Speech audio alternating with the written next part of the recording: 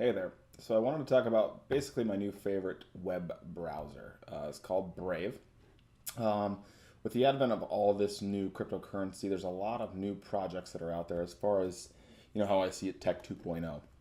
So this quick little video is going to be essentially the functionality of what Brave does and kind of the basic thesis behind it. So what I've been noticing as far as using this is it allows you to automatically block trackers, ads, does HTTPS upgrades as well. Not too familiar on exactly what those exactly are, and it gives you the total amount of time saved based off of your current viewing, which is currently me 6 minutes.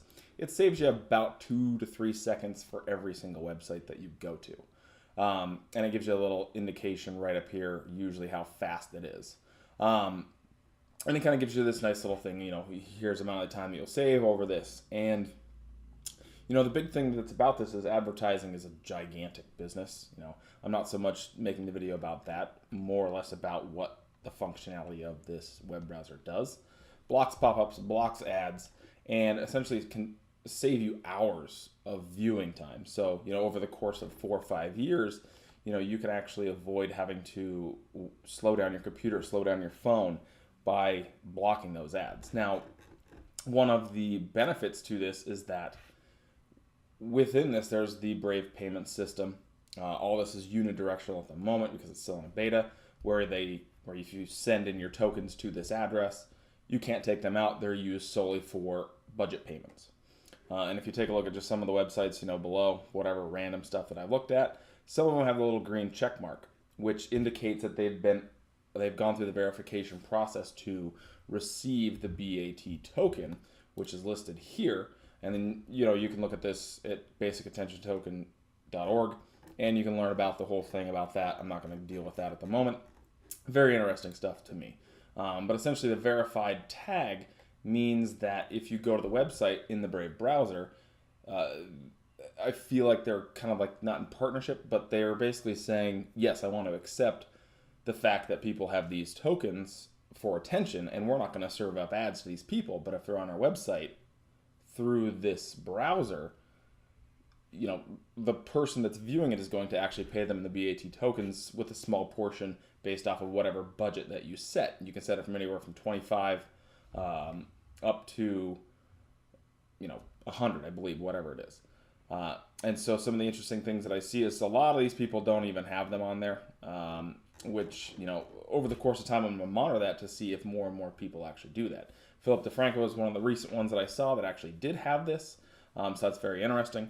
DuckDuckGo is basically a new privacy browsing system that allows you to search without the Google, ecosystem behind it that's going to, view everything and track everything that you do. So this is essentially a new browser that's going to take a lot of adoption for people. It's taken me about 2.5, 3 weeks just to kind of figure out everything. There's some general stuff. There's search options. You can set your default search engine with all the ones that they have listed as well. You could set your tab settings. You can sync it to other computers. There's different extensions and all that you can set up for like 1Password, all those different things, MetaMask and all that stuff as well. I'm not going to go into that, but it's essentially a new browser that allows you to save time by having a small donation to the creators that you want to go watch. Now, I'm going to go ahead and I'm going to pull up really quick what the difference would look like between a website, through Brave. So like if I want to go to the Arizona, news website, as far as to view this. Some of these websites, allow the ads on the website. It already tracks the fact that, this site itself is trying to make money off of ads.